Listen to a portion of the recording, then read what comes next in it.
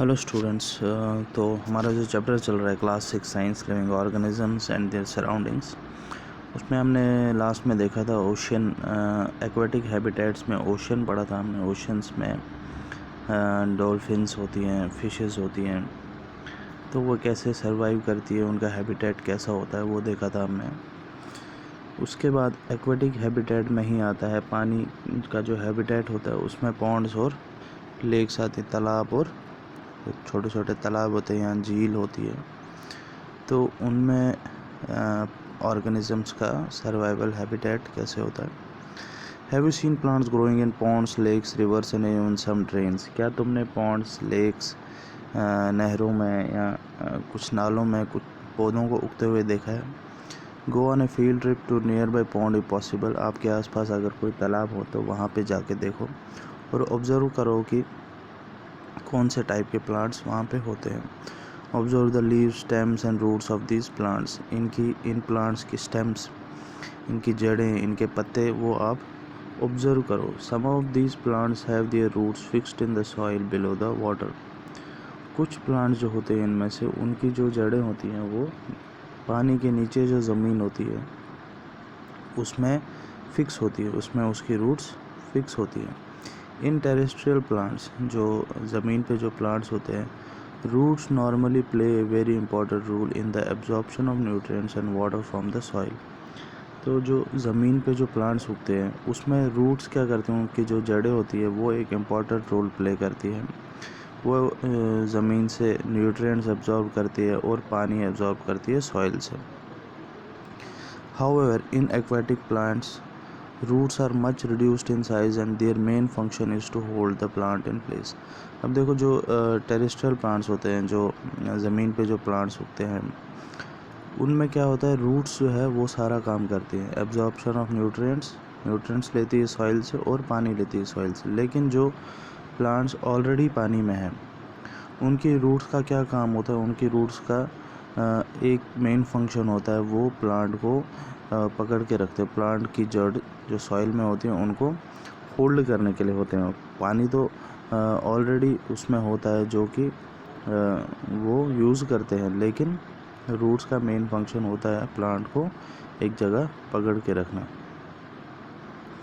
The stem of these plants are long, hollow and light. The stems grow up to the surface of water while the leaves and flowers float on the surface of water. तो इनकी जो stem होती है, जो पानी में जो पौधे होते हैं, प्लांट्स होते हैं, इनकी स्टेम जो होती है लंबी होती है, खोखली होती है और हल्की होती है। डेजर्ट पे जो प्लांट्स होते हैं उनकी स्टेम थोड़ी स्ट्रॉन्ग होती है। तो इनकी स्टेम जो है वो वाटर की सरफेस तक होती है, जबकि इनके जो पत्ते होते हैं, लीव्स होते हैं या फ्लावर्स होते हैं, फूल होते हैं, वो पानी की सरफेस के ऊपर फ्लोट करते हैं, जैसे आप फिगर 9.9 में देख सकते हो। स्टेम और लीव्स जो है वो पानी के अंदर है और जो फ्लावर्स है वो पानी की सरफेस के ऊपर है। Some aquatic plants are submerged in water. कुछ प्लांट जो है वो पानी के अंदर ही होते हैं। All parts of such plants are under water. उन प्लांट्स के सारे पार्ट जो है पानी के नीचे होते हैं। Some of these plants have narrow and thin ribbon like leaves. These can bend in the flowing water. In some submerged plants leaves are often highly divided through which the water can easily flow without damaging them. तो in plants में क्या होता है, जो पानी के नीचे ही plants होते हैं, इनके रिबन जैसे पत्ते होते हैं।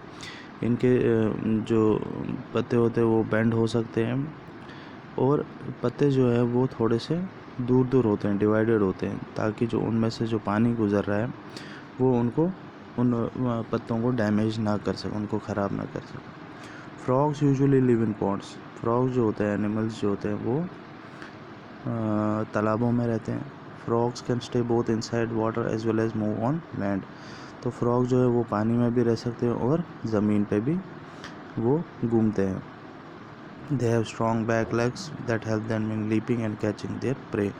उनकी जो legs होती है वो strong होती हैं। They have webbed feet which help them swim in water. और उनके पैर अगर आप देखोगे वो ऐसे होते हैं ताकि वो पानी में तैर सकें। We have discussed only a few common animals and plants compared to the wide variety that live in different habitats.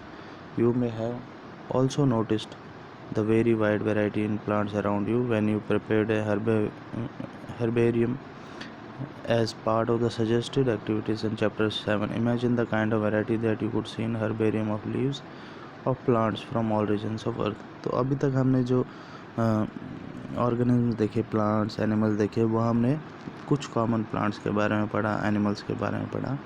आप इसमें बहुत सारी वैरायटीज़ देखोगे प्लांट्स और एनिमल्स में, जो कि आपको चैप्टर नंबर 7 में आपको देखने को मिलेगी. तो ये थे aquatic habitats, oceans, lakes, ponds, rivers. बाकी नेक्स्ट इसका टॉपिक है कैरेक्टरिस्टिक्स ऑफ ऑर्गेनिजम्स, वो हम देखेंगे नेक्स्ट क्लास में. Thank you.